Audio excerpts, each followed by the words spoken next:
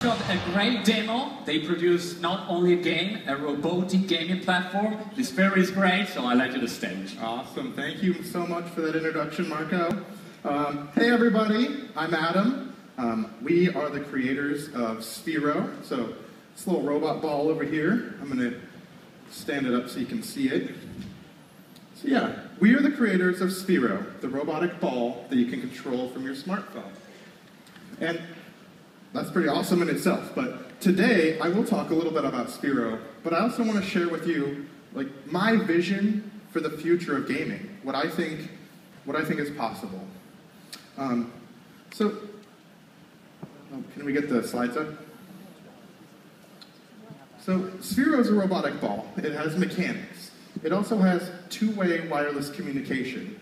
And what's really important about that is, we can send commands down to Sphero, but we also receive a lot of information about Sphero's location and telemetry back to the telephone. And that's really, really important for closing the robotic loop, really knowing what your product is doing. And on top of that, we've used our 6-axis IMU to send information back to the phone. Now, what's a 6-axis IMU, you might ask? It's like a really fancy word for a navigation system. It just lets us know where Sphero is going. Now, on top of that, we have built an API and an SDK. So an API for the ball and an SDK for all the smartphones out there. And that has allowed us to build a suite of apps and games and everything for this ball. So as you can see, this is so much more than just like a remote control ball. This is a robotic gaming system. And really this stack of bricks right here means nothing to me unless the gameplay is really fun. That's what our company is motivated by. We are special because everybody there is super motivated by fun. And we've been having fun with physical toys forever. I mean, everybody in here has at one time played with a physical toy, I'm sure. And in the last 30 years, we've also fallen in love with virtual games. Angry Birds, Halo, everything like that. But until now, these two worlds have been independent of each other. We've never really seen games that are in between the world of the physical and the real. But as of today, the technologies exist. The technologies inside of Sphero to bridge the gap of reality. You've heard of buzz terms like augmented reality. Well, we think that there's a whole continuum where the gameplay lives inside of this bridge of reality, where some of the components and functions of that game are physical, and some of the components of that game are virtual. Like, it's a mashup. You've heard that a lot. That's a thing. Connect and we, and everybody's doing that. We're trying to mash the virtual and the real.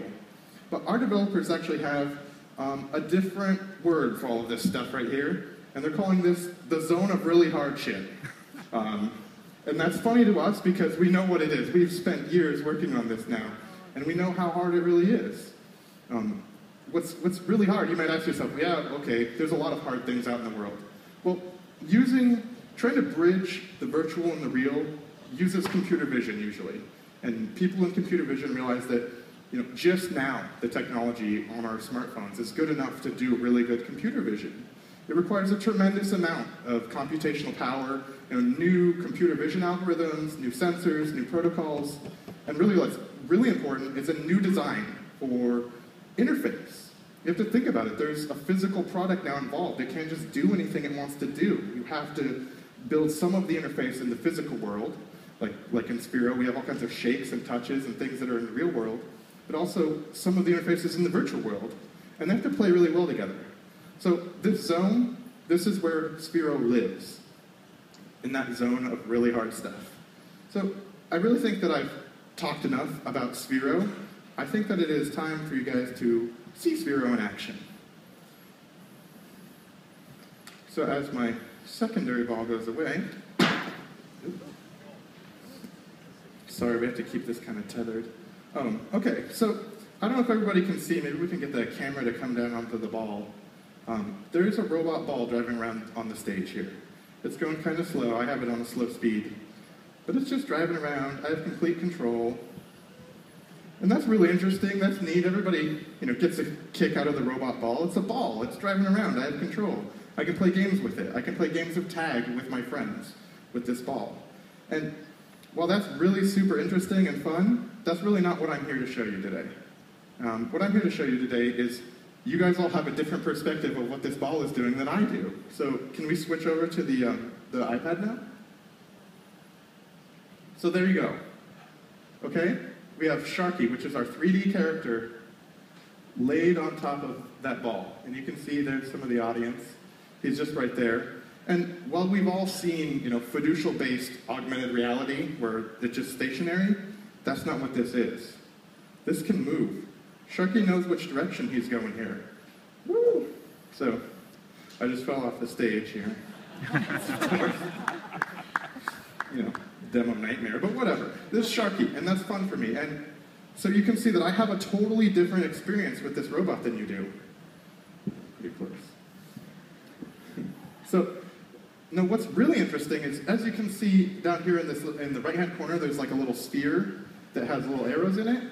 Now, for a physical toy, maybe let's think of like a remote control toy. You've never been able to drive it forward and then go right and left, and then drive it backwards and still have the same right and left, right? Like, you drive a remote control car back to you, you gotta figure out which way is right when it's coming back towards you. But with Sphero, we don't have to do that. We now have information about this robot's position. We know where he's going, we know where it is in relationship to me. So we're able to build a really believable augmented reality situation here. I mean, I don't know what you guys think, but that's pretty realistic to me. He's got a great shadow, and he's got, he stands pretty still for augmented reality. And the trick here is that it's a robot. It knows what it's doing. It knows where I am. It knows what this camera is doing. There's like a closed system here.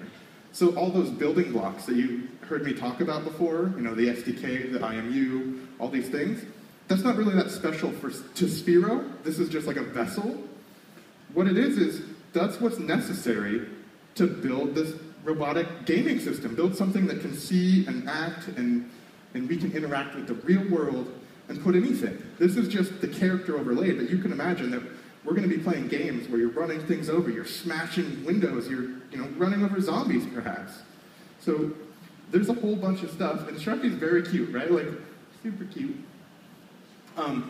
There's a whole bunch of stuff that we're going to come up with later, but we see that the future of gaming really isn't going to be building levels and designing levels. I mean, we'll still have that. You can't play this game, you can't play like Call of Duty like this, and that's what people like to play, but you can really captivate the imagination of children and people just by doing this. So I think this is Sharky's biggest audience he's ever had, so can I just get a little picture of him with all you guys? Awesome. That is it for the demo. That's it for my presentation. I have a few minutes left, and so I'm going to just take some Q&A. If anybody's got any questions, if there's anything you need to know about Sphero or anything at all. It's $129.99. You can find it at the Apple Store and all over the place. And really, it's taken us, 22 months to get to this point. So I'm an entrepreneur. We started this company 22 months ago with an idea, like, hey, let's make a robot ball. And we got funded and we made the ball. And so I hope that everybody has a chance to enjoy gaming like this in the future. Thank you so much.